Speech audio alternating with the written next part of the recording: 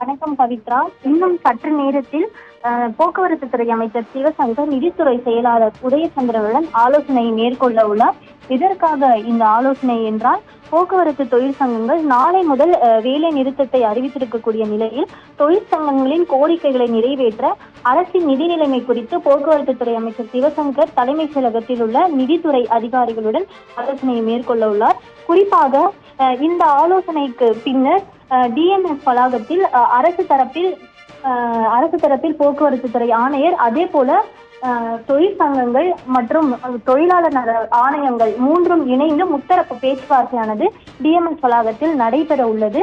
அந்த முத்தரப்பு பேச்சுவார்த்தையை தொடர்ந்து அவர்களிடமிருந்து என்ன மாதிரியான முடிவுகள் எடுக்கப்பட்டிருக்கிறது என்பது குறித்து பின்னர் தெரிய வரும் பட்சத்தில், அதே போல தற்பொழுது தலைமை செயலகத்தில் போக்குவரத்து துறை அமைச்சர் சிவசங்கர் நிதித்துறை செயலாளருடன் இவர்களது கோரிக்கையை நிறைவேற்றுவதற்கு போக்குவரத்து தொழிற்சங்கங்கள் வேலை நிறுத்தத்தை அறிவித்துள்ள நிலையில், தொழிற்சங்கங்களின் பிரதான கோரிக்கைகளை நிறைவேற்ற அரசுக்கு கூடுதல் செலவினங்கள் ஏற்பட வாய்ப்புள்ளதாகவும், இதனால் அரசின் நிதி நிலைமை குறித்து நிதித்துறை அதிகாரிகளுடன் போக்குவரத்து துறை அமைச்சர் சிவசங்கர் ஆலோசனை மேற்கொண்டுள்ளார்.